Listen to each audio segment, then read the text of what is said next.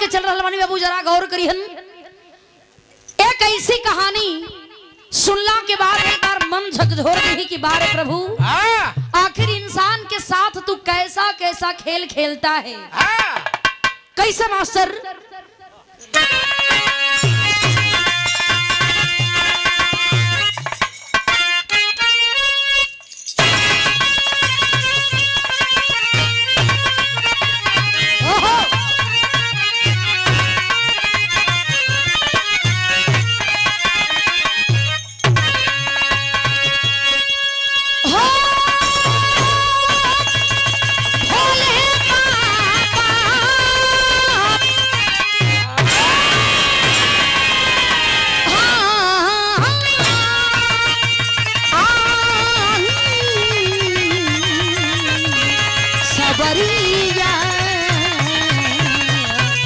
भोले बाबा जोगिया हो राम।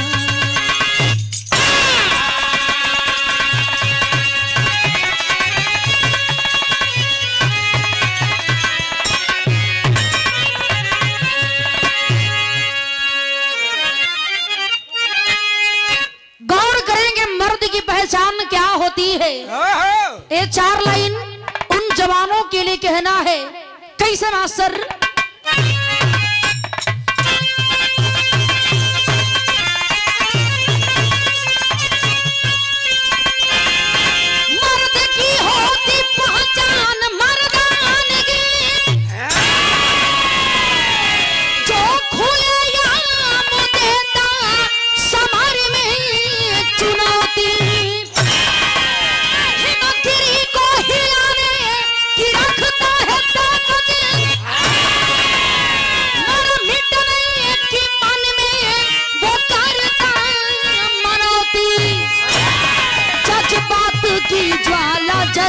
जिगर में हिम्मत सदा जिसके बाहुबल में, जननी जन्म भूमि के खातिर भोला बांध कर मौत को जल से अपने बगल में।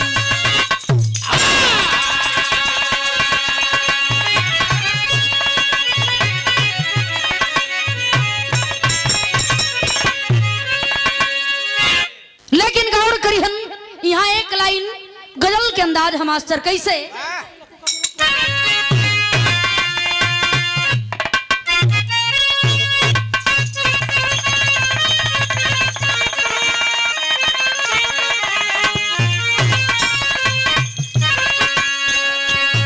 किसी आशिक से कोई मासूका कहती है, क्या कही?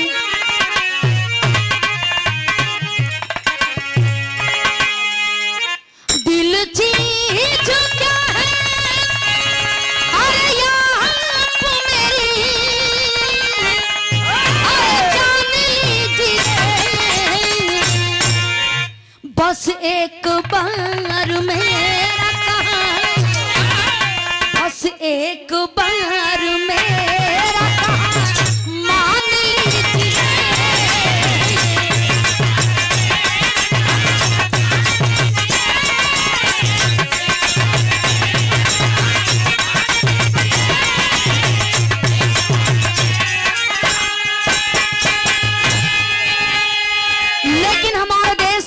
कहते हैं, क्या कहते हैं? ओहो, यह मुल्क वतन है अरे भारत मेरा, जानता नहीं रख दूंगा सीना चीर के, रख दूंगा सीना चीर के, मानता नहीं।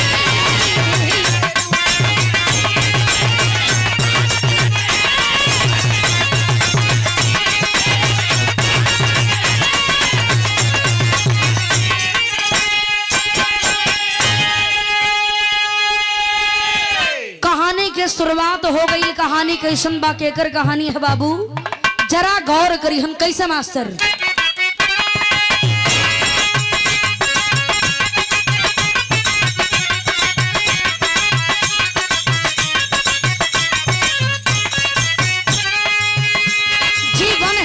फौजियों का कांटों के ढेर पर,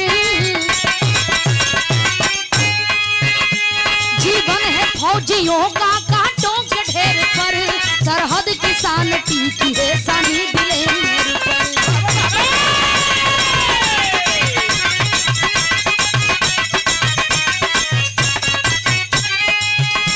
गुड़गांव का अभिराम बघेला उमंग में, गुड़गांव का अभिराम बघेला उमंग में, लड़के शहीद हो गया करगिल के जंग में।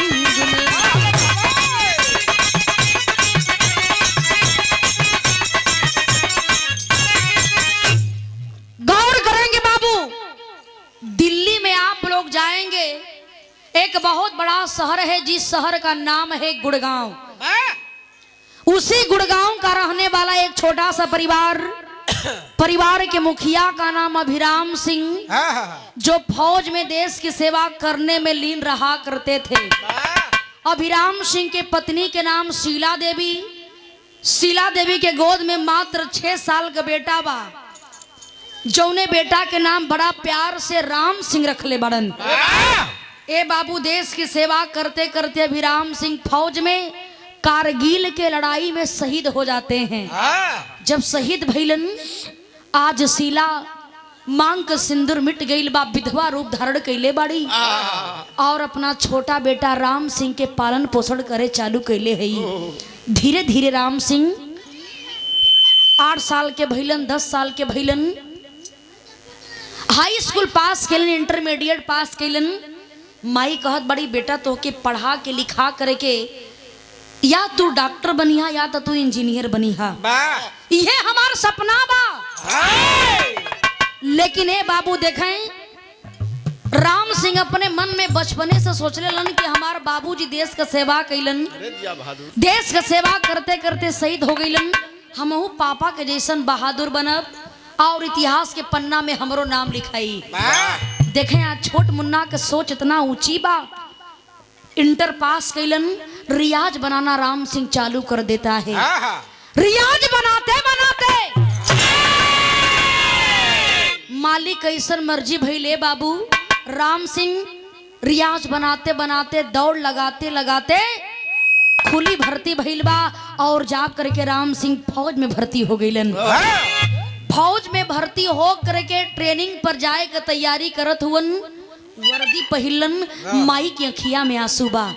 माई कलिन के बेटा जब तू अपन जिद पूरा कइये लेला, जब तू अपन जिद पूरा कर लेला ना बेटा, तो एक बात हमेशा याद रखी हा।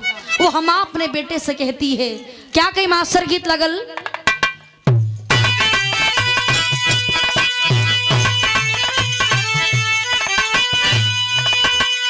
ये गीत के स्वर्गीय रामदेव गुरु जी गावे, कैसे गावे, अरे झूलनी पौड़ानी, अरे झूलनी पौड़ानी, अरे जहाजिया उड़ाता, अरे जहाजिया उड़ाता, हमार पाए देवरा जहीरा जड़ाता।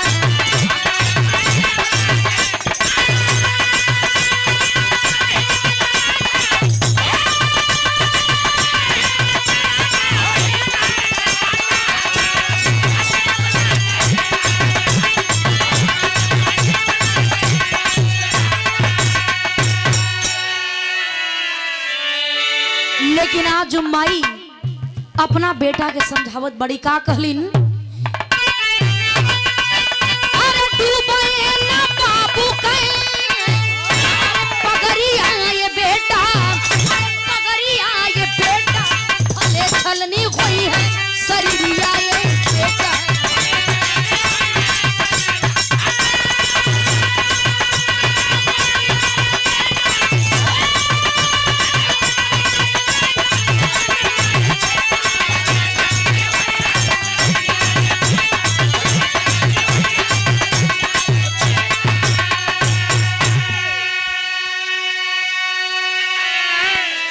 माई कलिन के बेटा अपने देश का सेवा पूरे ईमानदारी के साथ में करी। हाँ, राम सिंह ड्यूटी पर जाता है, ट्रेनिंग बितौलन, ट्रेनिंग बितौला के बाद घरवा आइलन, माई से आशीर्वाद लेकर के फिर ड्यूटी पर गईलन। हाँ, जवान की ड्यूटी जम्मू डिवीजन में लगी हुई है बाबू।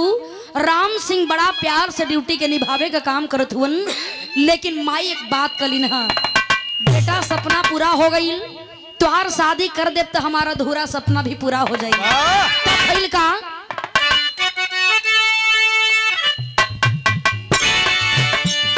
ट्रेनिंग से राम सिंह लौटा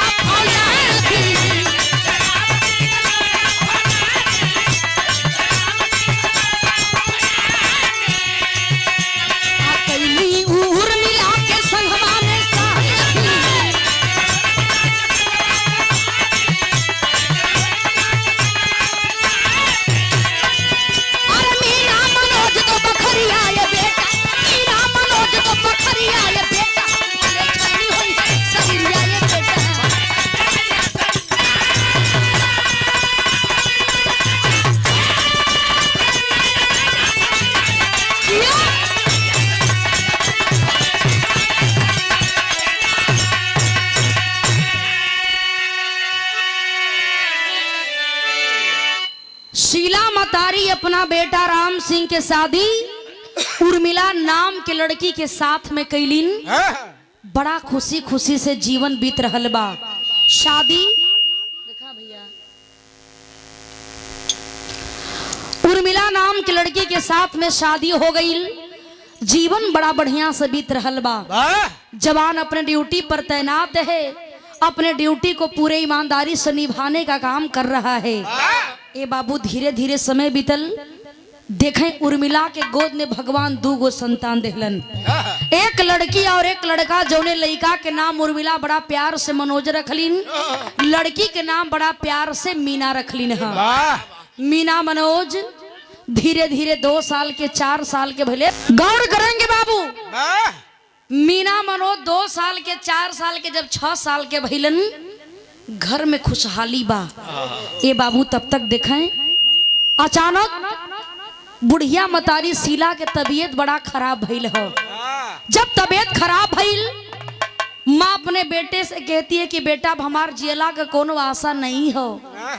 ए लाल घर में आ जाता तोहरा के देख लेती तब तक हमारा जियरा जुड़ा जात। जवान घर आने की तैयारी करता है बाबू, लेकिन वही होता है जो मंजूरे खुदा होता है। जवान छुट्टी लेकर के घर पर आ रहा है, घर में पहुंचल भी नहीं हुवन तब तक बुढ़िया मतारी शीला देवी ये दुनिया के छोड़ करके चल बसलीन। जवान घरे पर अलन, माँ का अंतिम दाह संस्कार करते हैं। अपने बेटा और बिटिया मीना मनोज दोनों को लेकर गौर करेंगे बाबू। देखें आखिर में आज अपने माई का अंतिम दाह संस्कार कैलन। दोनों बेटा बेटी के लेकर के अपने पत्नी के लेकर के जम्मू डिवीजन में जहां पर जवान की ड्यूटी लगी है और अपने परिवार को लेकर के रहना चालू करते हैं। जब राम सिंह लेके रहे चालू कैलन, धीरे धीरे समय बीतल बा। ए बाबू प्रमोशन होता है, राम सिंह कर्नल के पद पर हो जाते हैं। जब कर्नल बन गइलन,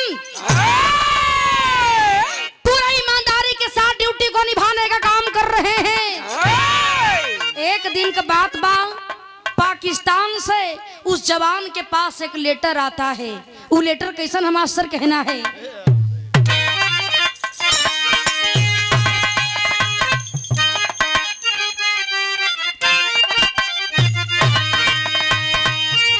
अरे शर्मिंदा एक दिन होना पड़ी है, अरे शर्मिंदा एक दिन होना पड़ी है, तो जुर्म जिहाद के ऊपर कबले रहबा जिंदा, रहा जिंदा, रहा जिंदा। गौर करेंगे बाबू, राम सिंह कर्नल के पद पर हो जाते हैं, कर्नल बन गइलन। परिवार का खुशी दुगनी हो चुकल बा।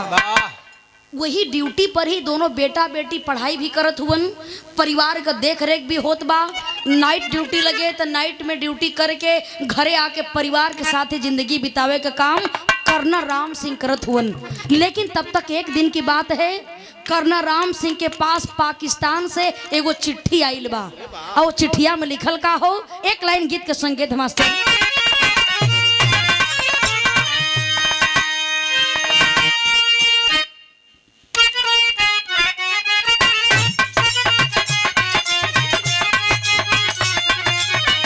गीत के लाइन हो कोनो दुल्ही से दुल्हा कहता का हो बतावे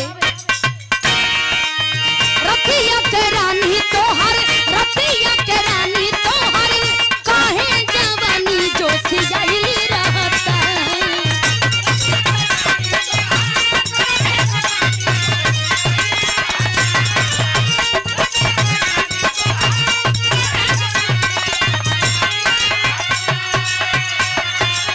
रतिया के रानी तोहर काहे जवानी जोशी जाइल रहता जोशी जाइल रहता बर्दाश्त कैसे कहरिए बलम जी की मान लाश आइल रहता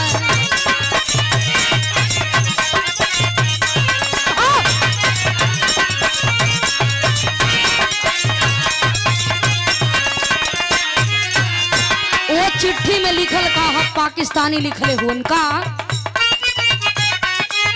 रोजे रोजा तनकियन के मारा तारा जान बबुआ मान जइबा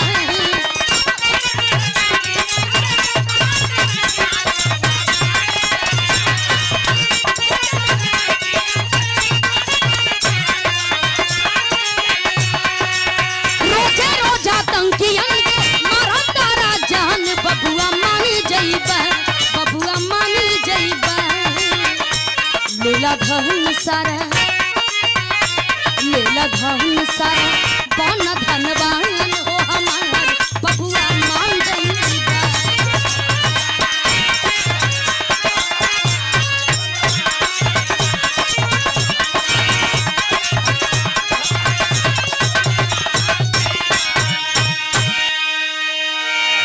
पापी आतंकवादी सोच रहे हैं कर्नल राम सिंह यदि हम लोगों के कहने पर बहकावे में फंस जाएगा तो उसे एक पलड़े पर बिठा करके उसके बराबर पैसा तोल करके देंगे और उसे खरीद लेंगे।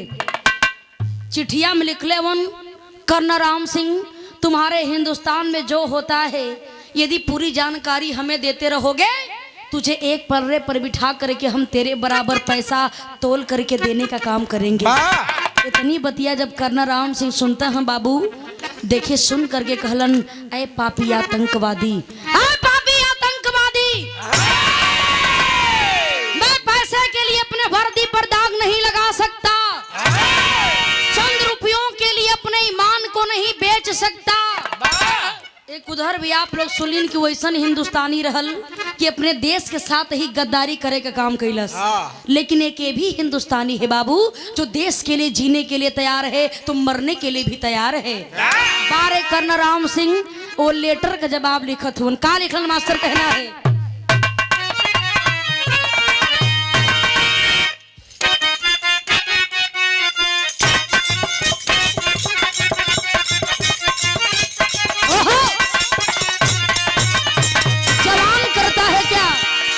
अपने देशवा के हो करनमा अपने देशवा के हो करनमा अपन बेचब नहीं ईमानमा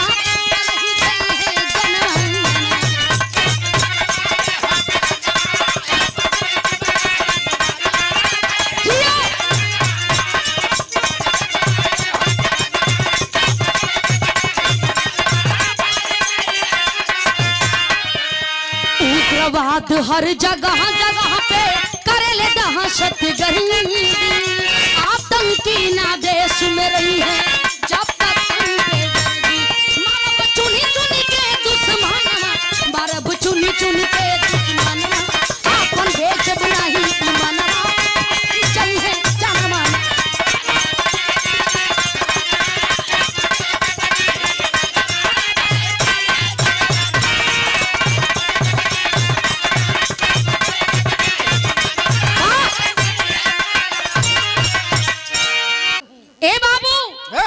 कर्नल राम सिंह उस लेटर का जवाब लिखते हैं कि पापी पाकिस्तानी चंद रुपयों के लिए हमारे ईमान को खरीदना चाहते हो पैसों के लिए मैं अपने देश के साथ कभी गद्दारी नहीं कर सकता। इतना बतिया के देखें बाबू जब पापी पाकिस्तानी सुलन कलन की कर्नल राम सिंह अपने ड्यूटी पर इतना तैनात रहता है कि जब तक वो जिंदा रहेगा तब तक हम अपने मंसूबों में कभी कामयाब नहीं हो सकते।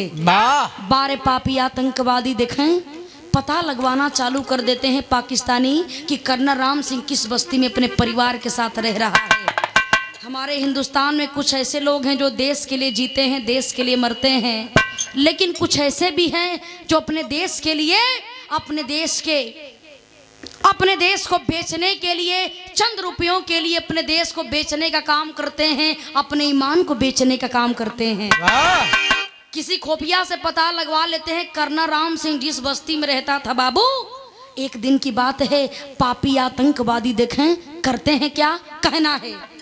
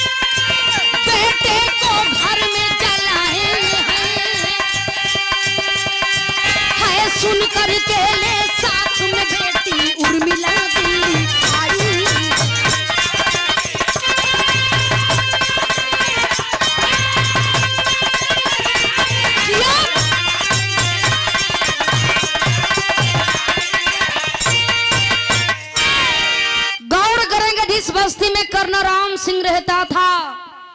पापी आतंकवादी पूरे बस्ती को धोखे से घिरवा लेते हैं, जगह जगह पर बम फिट कर देते हैं बाबू। और देखिए नाइट ड्यूटी करके कर्नल राम सिंह अपने घर में अपने परिवार के साथ आराम कर रहा था। संजोगी बढ़िया रहल, कर्नल राम सिंह की पत्नी उर्मिला अपना छोट बिटिया मीना के लेके कोनो काम से मार्केट में गई रहली, लेकिन छोटा बेटा मनोज घर पर है और कर्नल राम सिंह अपने बेटे को लेकर के घर पर आराम कर रहे थे। धीरे धीरे करीब शाम के 4 बजल, तब तक देखे पापी आतंकवादी पूरे बस्ती को घिरवा लिए हैं बाबू। बम ब्लास्ट करना चालू कर दिए, गोलीबारी करवाना चालू कर देते हैं, हल्ला मचल हो, हाहाकार मच गई। सभी लोग अपने अपने जान को बचा करके भाग रहे हैं बाबू। तब तक देखें शोर शराबा को सुन करके कर्नल राम सिंह जब वहीं घर से बाहर निकलना चाहता है कि चल करके देखूं कैसा शोर शराबा हो रहा है, सभी लोग अपने जान को बचा करके भाग रहे हैं बाबू। तब तक कर्नल राम सिंह जैसे ही घर से बाहर निकला, 4 आतंकवादी आकर के कर्नल राम सिंह को चारों तरफ से घेर लिए। निहत्था है जवान, उसके पास कोई हथियार नहीं है, सोच रहा है कि आखिर में क्या करूं, लेकिन बार कर्नल राम सिंह कहने लगा कि चाहे कुछ भी हो जाए, देश के लिए जी रहा था तो देश के लिए कुर्बान भी हो जाऊंगा, कुर्बानी देने का भी काम करूंगा, लेकिन मैं गद्दारी नहीं कर सकता। जब तक कर्नल राम सिंह के अंदर जान था तब तक चारों आतंकवादियों से लड़ता रहा। तब तक एक आतंकवादी बाबू राइफल के कुल्हों से उस जवान के सर पर मारता है। कर्नल राम सिंह बेहोशी के हालत में धरती पर गिर गईलन। जब धरती पर गिर गईलन, बारे वह पापी गद्दार पापी पाकिस्तानी बेहोशी की हालत में कर्नल राम सिंह को पापी पाकिस्तानी बोटी बोटी काट करके कई टुकड़ों में अलग अलग कर दिए। देखें बेटा घर में सुतल रहल, पापी आतंकवादी कर्नल राम सिंह को बोटी बोटी करने के बाद उनका बेटा घर में सो रहा था बाबू, उस घर में आग लगा करके चले जाते हैं।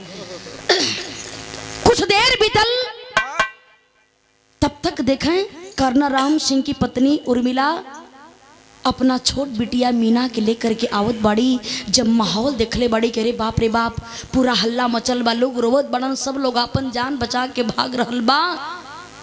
दौड़ करके अपना घरवा जैसे ही पहुँचलिन बाबू, जा करके देखलिन कि पति का लाश कई टुकड़ा में कैल गईल बा। जौने घर में हमार बेटा रहल वो घर के आग लगा करके फूक दियल गईल बा। ए बाबू देखें आज वह पत्नी उर्मिला अपने पति के लाश को देख करके रोवत बड़ी कि का सैया साथ में जिए मरे की कसम खिला, लेकिन आज अधूरे में हमारे साथ छोड़ करके चल गईला ना। आखिर तोहरा बिना ये छोट बिटिया के लेकर के अपन जीवन कैसे बिताई। बुढ़ौती का सहारा एक बेटा भी रहल, वो पापी वो बेटा के भी एक घर में जला दिलन। ये बाबू देखें बड़े राजकीय सम्मान के साथ कर्नराम सिंह के लाश का दाह संस्कार किया गया। बहुत सारी सुविधा भी मिली और देखें बहुत सारा पैसा मिलल बा, लेकिन पैसा से हमारा देश हमारे जवानों का कर्ज कभी अदा नहीं कर सकता। बहुत पैसा मिलल बा। ये बाबू पैसा के लेकर के आज कर्नराम सिंह की पत्नी उर्मिला अपना छोट बिटिया मीना के लेकर के आके फिर वही दिल्ली अपना गुड़गांव शहर में अपना घरे रहे लगलीन। जब घरे रहे लगलीन लोग कहलन कि समय के साथ हर जख्म भर जाला। उनके ठीक घरवा के बगलिया में एक राजू नाम का लड़का रहत रहल, जौने को उम्र मात्र 15 से 16 साल का रहल। जब वो राजू नाम के लड़का के नजर उर्मिला के तरफ पड़ल, वो छोट बिटिया मीना के तरफ पड़ल, उस घर में आवाजाही चालू कर दिया। जा करके कहने लगा, आंटी मैं जानता हूं कि आपके ऊपर दुखों का पहाड़ टूट पड़ा है, लेकिन याद रखना इस दुनिया में जिसका कोई सहारा नहीं होता उसका सहारा भगवान होता है। और यह जीवन तो जीने के लिए मिला है, संघर्ष ही जीवन है और आपको संघर्ष करने की जरूरत है। लेकिन आप चिंता मत करिए, मैं आपके बगल में रहता हूँ, बगल के घर में रहता हूँ। कभी भी किसी भी चीज की आवश्यकता हो तो आप हमें बेशक याद कर सकती हैं, क्योंकि मैं भी तो आपके बेटे जैसा हूँ, मैं भी आपके बेटे जैसा हूँ। इतना बात के देखें आज उर्मिला सुले बाड़ी बाबू अपना बेटा मनोज के याद करके रोवत बाड़ी। लेकिन छोट बेटिया जौन मीना बा भैया भैया कह करके आज उस राजू के पास जाती है। बाबू हर साल जब राखी का पर्व आवे वो राजू नाम का लड़का जा करके उस बहन से अपने कलाई में राखी बंधवाने का काम करता था और उर्मिला को धर्म का मतारी बना करके देख रेख करे लगलन।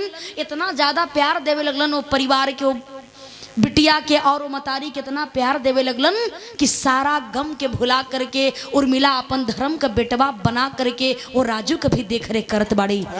कलिन के बेटा आप तो के घर के बगल में रहला का जरूरत ना बा, तू हमार बेटवा बाड़ा तो के हमरा घर में रहला का जरूरत बा। एले कि जौन हमार असली बेटा ना कर पाई उससे भी बड़ा तू काम कैले बाड़ा। राजू नाम का लड़का इतना ज्यादा उस छोटी लड़की मीना को प्रेम देने लगा, प्यार देने लगा, बहन बना करके रहे लगलन हो बाबू। लेकिन जब धीरे धीरे समय बीतल हो, देखें मीना हाई स्कूल पास कैलीन, इंटरमीडिएट पास कैलीन। जब बीए सेकेंड ईयर के एग्जाम दे रहल बाड़ी, जब बीए सेकेंड ईयर के एग्जाम देवे लगलीन, एक दिन की बात है वह राजू नाम का लड़का आ करके बहुत धीरे से सवाल करता है, बहन मीना क्या तुम हमें अपना भाई मानती हो? क्या तुम हमें अपना भाई मानती हो? मीना जब इतना बतिया के सुनले बाड़ी हैरान हो जाती है। मीना कलीन की भैया आज तो कैसन सवाल करत बाड़ा? अरे जवन अपन सगा भाई भी न कर पाई, आज तो एगो धर्म का भाई बन करके अपने फर्ज का निभावे का काम कैले बाड़ा। ये भाई विश्वास का तो बात तो छोड़ दा, यदि तू कहबा तो तोहरे खातिर की बहन एक पल में अपन जान भी दे दी ही। इतना बात देखें बाबू जब राजू नाम का लड़का सुना, कहा बहन यदि इस भाई पर विश्वास करती हो तो आज मैं तुझे कहीं ले करके चलूंगा। कहाँ भैया? आज तुम्हारा इंटरव्यू है। जब इतना बतिया के मीना सुनले बाड़ी कहे लगलिन कि भाई हम बीए सेकेंड ईयर के एग्जाम दे रहल बाड़ी, लेकिन कौना चीज का इंटरव्यू बा? राजू नाम का लड़का कहा कि बहन यदि विश्वास करती हो तो सवाल मत करो, हमारे साथ चलो। यदि तेरा भाई अब तक अपना फर्ज निभाता चला आ रहा है तो आगे भी मैं अपने फर्ज को निभाऊंगा। ये बतिया के जब उर्मिला सुनले बाड़ी कलीन के देखा बिटिया ये तोहार सगा भाई से भी बढ़ करके ये राजू नाम का लड़का हो, ये भाई जवन कहत बात तवन बात के मान जा। आरती का थाल सजा करके उर्मिला लिएलीन, वो भाई बहन के आरती उतारत बड़ी कलीन की जा बेटी यदि इंटरव्यू में पास हो जाइबू तो तोहरे भाई के भी सपना पूरा हो जाई, हमारा भी सपना पूरा हो जाई। आज वह राजू नाम का लड़का उस बहन को लेकर के घर से कुछ दूरी पर पहुंचता है। जब कुछ दूरी पर पहुंचल, ए बाबू देखें कैसन रास्ता मिलल बा, और रास्ता से लोगन का आवागमन बड़ा ही कम रहल। बहुत वीआईपी व्हाइट कलर का बंगला दिखाई दे रहल बा। देख करके मीना कहती है, क्या भैया इसी बंगले के अंदर इंटरव्यू हो रहा है? हाँ बहन, इसी बंगले के अंदर इंटरव्यू हो रहा है, चिंता करने की बात नहीं है, अब हम लोगों की मंजिल बिल्कुल नजदीक है। राजू नाम का लड़का उस बहन को लेकर के जैसे ही बाबू उस बंगले के पास पहुंचा, उस बंगले के अंदर एंट्री करना चाहता है, तब तक सबसे पहले आज मीना नाम की वह लड़की उस बंगले के अंदर जाती है। जब वो बंगला के अंदर जा करके देखलीन कि वो बंगला के अंदर कोनो इंटरव्यू नहीं होता बा, बल्कि 4 उग्रवादी अपने चेहरे को नकाब से ढके हुए हैं और अपने साथ बहुत सारा हथियार लेकर के बैठे हैं। देख करके मीना डर जाती है, कहती है, रुक जा भैया रुक जा, इस बंगले के अंदर कोई इंटरव्यू नहीं, बल्कि 4 उग्रवादी अपने साथ में हथियार लेके बैठे हैं। भैया यदि हम लोग नहीं भागेंगे ना तो हम लोगों का जान भी जा सकता है। इतना बतिया बाबू देखें, जब आज राजू नाम का लड़का सुनता है, वहीं से उसका मूड बिल्कुल चेंज हो रहा है। बाबू जबरदस्ती आज उस बहन के कलाई को पकड़ लिया, कह रहा है चाहे कुछ भी हो जाए लेकिन हमें बंगले के अंदर चलना होगा। कलाई को जबरदस्ती पकड़ करके घसीट करके आज उस मीना को लेकर के बंगले के अंदर जाता है। बाबू देख करके मीना रोने लगती है, आंख में आंसू भर गए। भैया आखिर तू कैसन खेल खेलत बड़ा भैया, आखिर तू का करत बड़ा भैया? तब तक 4 उग्रवादियन के नजर जैसे ही मीना के तरफ पड़ल और राजू के तरफ पड़ल, देख करके 4 उग्रवादी खड़े हो जाते हैं। कहते हैं कि बारे राजू बा, बारे राजू बा, आज बड़े दिनों के बाद हम लोगों के मन पसंद का काम किया है, आज तुझे बिल्कुल मुंह मांगी कीमत मिलेगी। इतना बतिया जब मीना सुन ले बाड़ी, आंख में आंसू बार रोवे लगली कि भैया ये 4 उग्रवादी का कर रहल बाड़न भैया, ये सब 4 का कर रहल बाड़न भैया, तू तो हमरा से इंटरव्यू का बहाना करके ले आइल बड़ा भैया, आखिर का कह तुअन? ए बाबू आज जब राजू नाम का लड़का इतना बात सुनता है, डांट करके कहता है, लड़की कौन भाई, कैसा भाई? मैं तेरा कोई भाई नहीं हूँ, अरे मैं तो केवल भाई बनने का एक नाटक कर रहा था। इतना बतिया देखें बाबू, जब मीना सुले बाड़ी पांव तले जमीन खिसक जाती है। इतना बड़ा धोखा भैया, 8 साल से तोहरे कलाई में हम राखी बांधे का काम कैलीन, वो फर्ज के भी भुला गईला, वो बहन के बंधन के भी भुला गईला भैया, और चंद पैसा खातिर ए पापियन के हवाले हमरा के कर देला भैया। ये तू कैसे कह सकत बड़ा भैया? देखें बाबू, लोग कहलन कि पैसा में बहुत बढ़िया ताकत होला। आज के कलयुग में बिना पैसे का हम एक कदम भी आगे नहीं चल सकते, एक कदम भी नहीं चल सकते, लेकिन सबकर अलग अलग लिमिट होला। इस दुनिया में पैसे से आप सब कुछ नहीं खरीद सकते हैं, पैसे से आपको सब कुछ नहीं मिल सकता है, लेकिन पैसा के बिना गुजारा बिना हो सकेला। देखें, पैसे से आप भोजन खरीद सकते हैं, पैसे से आप भोजन खरीद सकते हैं, लेकिन भूख नहीं खरीद सकते। पैसे से भोजन खरीद सकते हैं लेकिन भूख नहीं खरीद सकते, और पैसे से आप बिस्तर खरीद सकते हैं लेकिन नींद नहीं खरीद सकते। पैसे से किसी भी इंसान को आप खरीद सकते हैं लेकिन उसका प्यार नहीं खरीद सकते। आपके पैसे में उतनी बड़ी ताकत नहीं है जो दुनिया का सारा सुख आपको दे सके। चंद पैसों के लिए जो भाई बनने का दावा करता था, आज उस बहन का सौदा उन पापियों के हवाले करता है। बाबू हाथ जोड़ करके रो रो करके मीना कहे लगली, भैया इतना बढ़िया अन्याय काहे करत बड़ा भैया? तू साबित कर देला कि आपन भाई आपन होलन, गैर गैर होलन ना भैया। चंद पैसा खातिर ए बहन के मान सम्मान के भुला गिला, पवित्र रिश्ता पर दाग काहे लगावत बड़ा हो भैया, काहे लगावत बड़ा? ए बाबू, लेकिन वह पापी गद्दार पैसों के लिए वह राजू नाम का लड़के के चेहरे पर एक जरा सिकन तक नहीं है। कहता है कि ये लड़की बकवास बंद कर, और हमारा काम यहीं तक था, हमारा काम पूरा हुआ, हमें आज इसकी कीमत मिलेगी, मैं अपने ज़िंदगी को ऐशो आराम के साथ बिताऊंगा।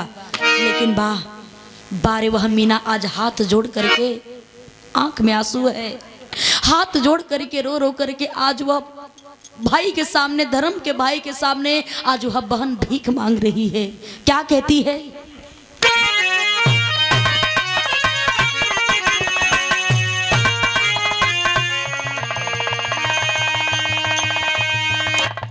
भी कहती है हर साल राखी बदली,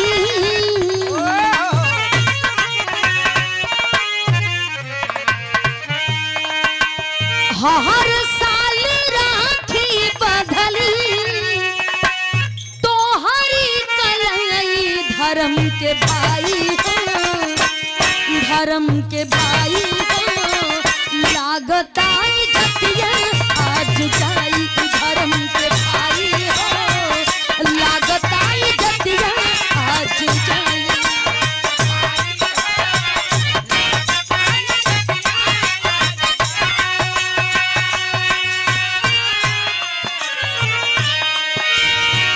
हर साल राखी बदली, हर साल राखी बदली, तो हरी कलाई धर्म के भाई हो, धर्म के भाई हो, लागताई जतिया आज जाई धर्म के।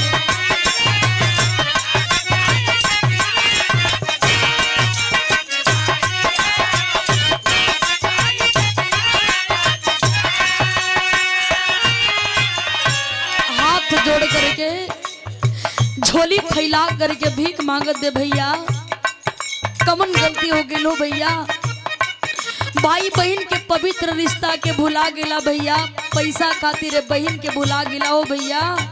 ए बाबू लेकिन जब चारों पापी ये बात के सुनत हुवन तब कैलन का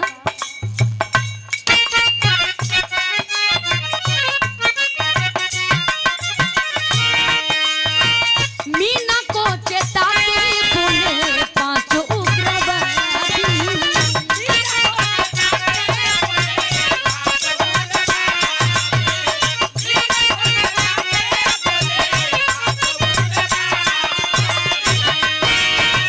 जुर्म ढहाया तेरा बाप बन के वादी,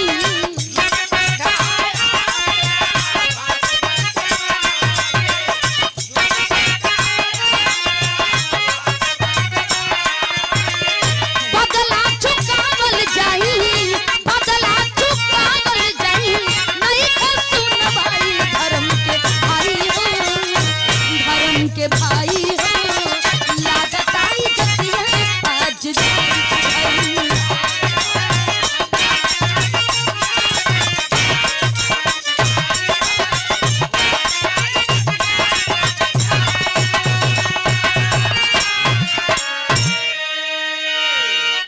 आज रो रो करके बाबू मीना अपने इज्जत के भीख मांगत बड़ी नारे भैया, हमरे साथ इतना बढ़िया अन्याय मत करा भैया, मत करा भैया। लेकिन बारे वह पापी गद्दार चंद रुपयों के लिए 8 साल के पवित्र रिश्ता के भुला गई।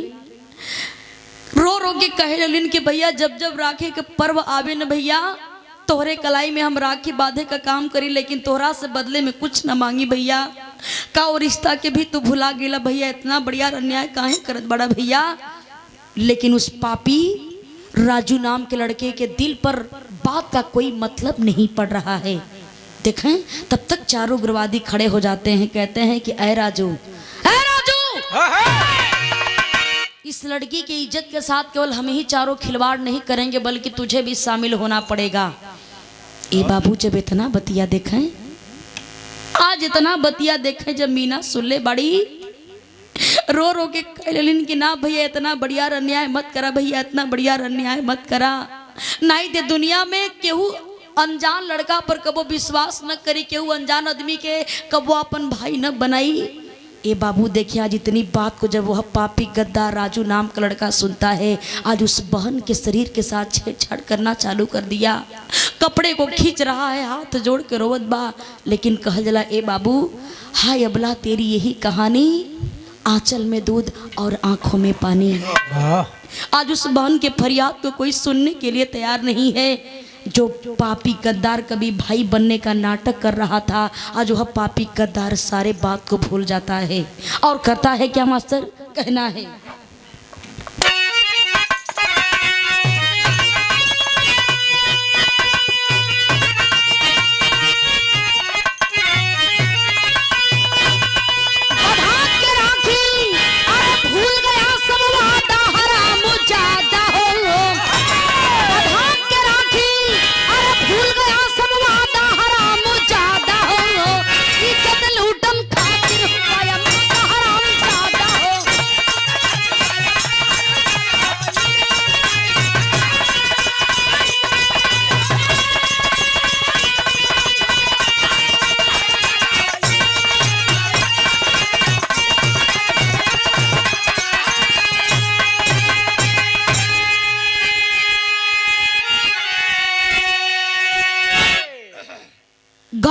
करेंगे बाबू, जो भाई बनने का दावा करता था, जो वह पापी गद्दार पैसों के लिए आज उस बहन के मर्यादा से खेलना चाहता है।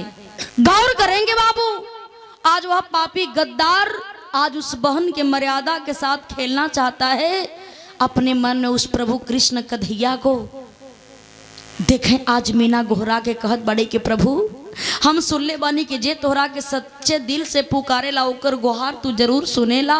जौने समय द्रौपदी के मर्यादा धर्म संकट में रहल, ओ समय जब तोहरा के पुकारली न प्रभु, द्रौपदी के चीर के बढ़ा करके और द्रौपदी के मर्यादा के आप बचावे का काम कैला। लेकिन हम कितना बढ़िया अभागिन बाड़ी, एक कलयुग में तू तो ना सकला ना प्रभु, हमार मर्यादा न बच पाई ना। जकरा के हम अपन भाई बनौली नु भाई हमार रक्षक ना बल्कि हमार भक्षक बन गई। गौर करिहन बाबू, देखें आखिर में इतनी बात जब अपने मन में गोहरा रही है वह लड़की मीना नाम की लड़की, तब तक देखे बाबू कहल जाला कि कोनो न कोनो काम का कोनो संजोग होला। उसी बंगले के अंदर एक चोर चोरी करने के लिए घुसा था। सारी बात को सुन रहा है अपने कान से और अपने आंख से सारे दृश्य को देख रहा है। धिक्कार करके कहने लगा, आत्मा बार बार धिक्कार रही है कि यदि हमारे आंखों के सामने किसी भारतीय नारी का सम्मान चला जाएगा तो लानत है हमें अपने मर्दानगी पर। मैं कभी भी मुंह दिखा करके कहीं बात नहीं कर सकता हूँ। आज जान जाएगा चाहे रहेगा, लेकिन आज हमारे सामने एक भारतीय नारी का सम्मान नहीं जाए पाए। देखें बाबू, आज वह चोर उस बंगले के अंदर चोरी करने के लिए घुसा था, लेकिन कहने लगा कि हमारे आंखों के सामने इतना बड़ा हादसा नहीं हो सकता, मर जाऊंगा मंजूर है, लेकिन एक अबला लड़की के साथ इतना बड़ा खिलवाड़ मैं नहीं होने दूंगा। आज वह चोर करता है क्या, आल्हा लाइन से कहना है।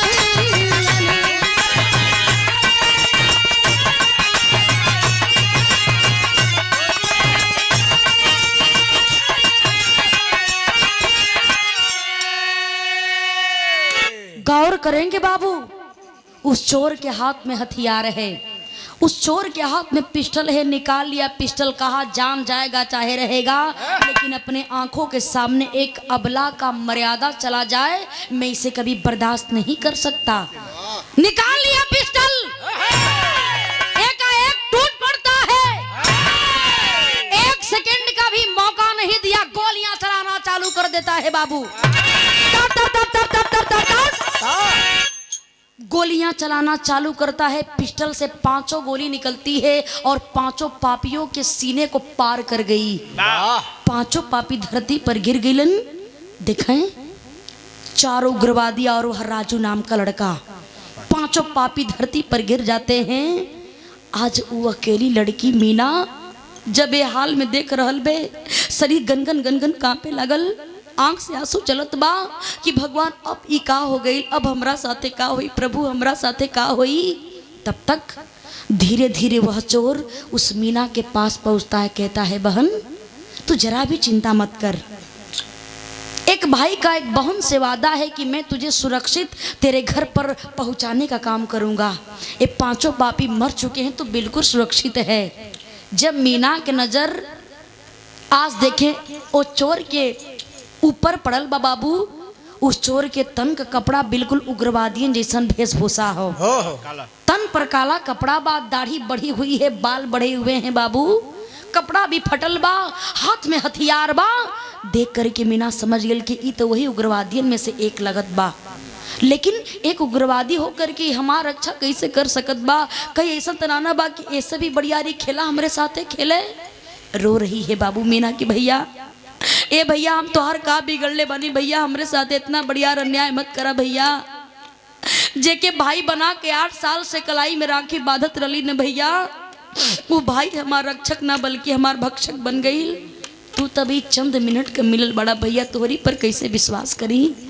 ए बाबू इस बात को देखें, जब वह चोर सुनता है कहता है बहन मैं जानता हूँ, लेकिन एक बात याद रखना, 5 उंगली एक बराबर नहीं होती। हमारा विश्वास करो बहन, मैं तुझे सुरक्षित तेरे घर पर पहुंचाने का काम करूंगा। इतना बढ़िया हादसा हो गई। ये बतिया के जानकारी जब पुलिस थाना में चलल बा बाबू, दरोगा साहब आते हैं, पुलिस की सारी टीम आई और घटनास्थल पर आने के बाद देख करके सभी लोग हैरान हैं। चोर के तरफ दरोगा साहब नजर घुमा करके देखते हैं कि जैसा पोशाक जैसा वेशभूषा इन चारों उग्रवादियों का है, ठीक वैसा ही वेशभूषा इस चोर का भी है।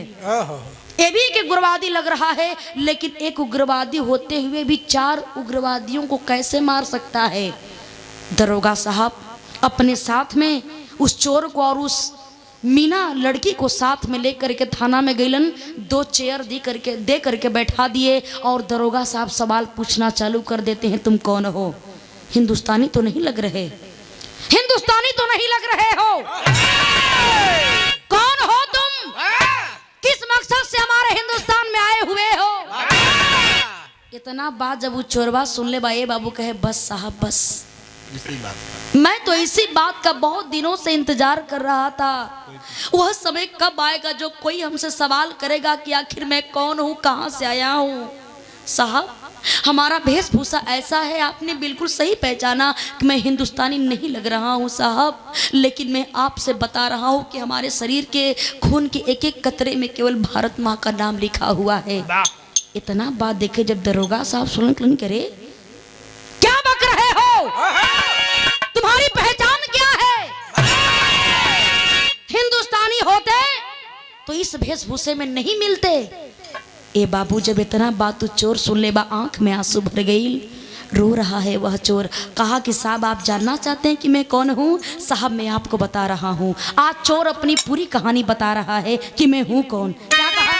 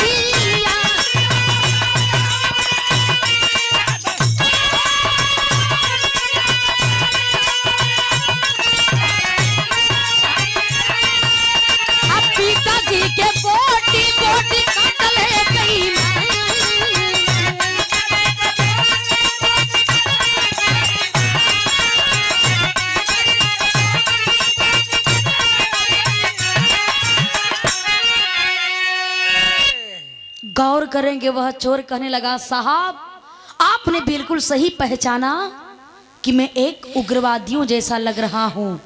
हमारा पोशाक ऐसा है साहब, लेकिन खून के एक एक कतरे में केवल भारत माँ का नाम लिखा है। दरोगा साहब कहते हैं क्या बक रहे हो? कौन हो तुम? क्या नाम है? सही सही बताओ, नहीं तो रिवाल्वर की सारी गोली तुम्हारे खोपड़ी में उतार दूंगा। इतना बात दिखाएं। जब चोर सुना कहा साहब मरने का तो कोई गम नहीं है। आप जानना चाहते हैं ना साहब, मैं कोई अनजान आदमी नहीं हूँ साहब। लोग कहा करते हैं कि हरता क्या नहीं करता, मजबूरी में जो कुछ भी हुआ ना साहब सब मजबूरी में हुआ है। और साहब आप जानते हैं मैं भी एक शेर का बेटा हूँ।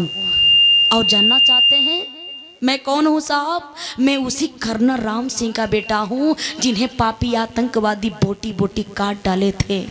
मैं उन्हीं का बेटा हूँ। हमारा नाम मनोज सिंह है साहब। जब इतना बतिया के बाबू दिखाएं, दरोगा साहब सुनते हैं, डांट करके कहने लगे बकवास बंद करो। पापी आतंकवादी कर्नल राम सिंह को बोटी बोटी काटते हैं। उनका बेटा घर में था, घर को फूंक दिया, उनका बेटा मर गया। नहीं साहब, अभी आपको पूरी जानकारी नहीं है साहब। कर्नल राम सिंह हमारे बाबूजी को पापी आतंकवादी बोटी बोटी काट डाले साहब। लेकिन मैं घर में सो रहा था, जैसे ही मैं जगह में भागना चाह रहा था साहब, पापी आतंकवादी जबरदस्ती हमें घर में जा करके पकड़ लिए। और पकड़ने के बाद हमारे बाबूजी को बोटी बोटी काट करके हमें अपने साथ अपने मुल्क पाकिस्तान में लेकर चले गए। कई दिनों तक भूखों रखे साहब, कई दिनों तक भूखों रखे और धमकाना चालू कर दिए, तुझे पानी नहीं मिलेगा, भोजन नहीं मिलेगा, तुझे जान से मार देंगे। कोड़ों से कई दिनों तक मारते रहे। मैं लाचार था साहब और कहने लगे कि तुझे हम लोगों के साथ मिल करके अपने हिंदुस्तान के साथ ही बगावत करना होगा। साहब मैं विचार बनाया, यदि मैं इन लोगों के बात को नहीं मानूंगा तब तो हमारा जान चला जाएगा। लेकिन यदि कहीं इन लोगों के बात को मैं मान गया तो अपने देश के साथ में गद्दारी करूंगा। लेकिन साहब मैं क्या करूं? लेकिन मैं एक बात अपने मन में ठान लिया कि मैं आतंकवादी बनूंगा जरूर, लेकिन देश के साथ कभी गद्दारी नहीं करूंगा। देश के साथ कभी गद्दारी नहीं करूंगा। ए साहब पापी आतंकवादी मजबूरी का फायदा उठौलन और अपना प्रशिक्षण दे करके हमें एक उग्रवादी बना दिए। जब धीरे धीरे समय बीतता गया, जब पाकिस्तान में मैं अपना विश्वास बहुत मजबूत बना लिया, तो देखें एक दिन की बात है, पापी पाकिस्तानी ऐलान करवा दिए कि 5 हमारे पाकिस्तानी उग्रवादी हिंदुस्तान में जाएंगे और उग्रवाद मचाने का काम करेंगे। और उनमें से हमें भी चुना गया और ऐलान करवा दिए कि हिंदुस्तान में जा कर के खून खराबा करने का काम करेंगे, घुसपैठ मचाने का काम करेंगे। हमें भी मौका मिला। मैं समझ गया कि इससे बढ़िया मौका हमें अब नहीं मिल सकता। साहब जैसे मैं हिंदुस्तान के अंदर एंट्री किया, इन चारों पापियों का साथ छोड़ करके भाग गया और सोच गया मैं तो अपने मुल्क हिंदुस्तान में आ चुका हूँ, हिंदुस्तान के साथ गद्दारी नहीं करूँगा। हम अपने माई और अपने बहनी का तलाश करे खातिर निकल गेली। ए साहब पापी पाकिस्तानी ऐलान करवा दिए कि कहीं भी उसे देखो तो जान से मार दो। ये चारों पापी हमरे पीछा करे चालू कैलन कि यदि कहीं मिलेगा हम लोगों के साथ गद्दारी किया इसे जान से मार देंगे। ये पापियन से बचे खातिर दिन में तो केहू तरह अपने आप के छुपा ले ही, लेकिन जब रात होके न साहब, जब भूख लगे, बर्दाश्त भूख न होके न साहब, सुनसान घर देख करके वो घर में जा करके खाए पिए वाला सामान के चुरा करके अपना पेट के भरे के काम करी। और ये साहब आज इसी बंगले के अंदर हमरा के बहुत बेजोड़ भूख लगल रहल साहब। इसी बंगले के अंदर मैं भोजन के तलाश में आया था, लेकिन जब मैंने देखा कि वही 4 उग्रवादी हैं जो हमें साथ लेकर के हिंदुस्तान आए थे और आज इस बहन के साथ अत्याचार करने वाले हैं, मैं सोच गया कि आज इससे अच्छा मौका हमें नहीं मिल सकता। मैं साबित कर दूंगा कि मैं एक सच्चा हिंदुस्तानी हूँ। साहब हमारे हाथ में हथियार था, इन 5 पापियों को मार करके इस बहन के इज्जत को मैं बचाने का काम किया हूँ। इतना बतिया देखें बाबू, जब दरोगा साहब सुलन, मीडिया के लोग बैठे हुए हैं, सभी लोग देख करके तालियां बजाना चालू कर दें कि बार शेर। कहा जाता है कि शेर का बेटा शेर ही होता है, शेर का बेटा शेर ही होता है। आज इसने बहुत बड़ा काम किया है, साबित कर दिया पाकिस्तान में रहने के बाद भी अपने देश के साथ गद्दारी नहीं किया, हिंदुस्तान में आकर के और साबित कर दिया कि मैं सचमुच एक पक्का हिंदुस्तानी हूँ। बारे जबान ए बाबू देखें, लेकिन बगलिया में जब मीना ये सारी बतिया के सुल्ले बाड़ी हो बाबू खड़ा हो गईलीन और दौड़ करके जा करके वो मनोज के गले से लिपट करके रोवे लगलीन, करीन कि बारे भैया बारे भगवान तू आज हमरे सगा भाई से मिला देला। ए बाबू देखें, आज मीना रो रो करके वो मनोज से एगो बात कलीन, का कहलीन,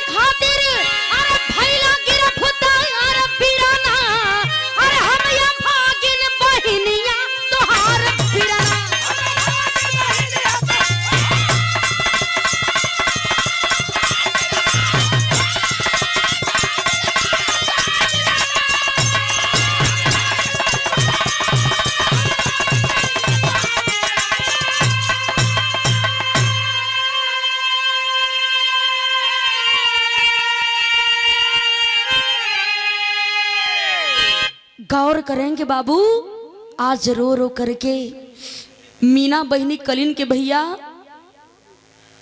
लोग कहलन कि आपन तापन होलन हो भैया, आज बिल्कुल सही समय पर आ करके आज ये बहन के मर्यादा के बचावे का काम कैले बड़ा भैया।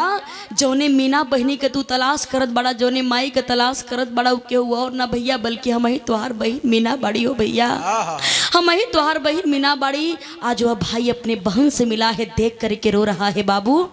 लेकिन ये बतिया के देखें जब उर्मिला सुलिन के हमार बेटवा मिल गई बा, लोग सही कहलन कि अमृत का धार केहू केतनो पियाई भैया एगो माई बिना, कैसे करे जवा जोड़ाई ये भैया एगो माई बिना। माई तो माई होलीन, आज माई नंगे पांव दौड़ करके रोवत रोवत वो थाना के अंदर गईलीन। आज अपने जवान बेटवा के जब देखले बड़ी, देख करके आंख में आंसू भर गई।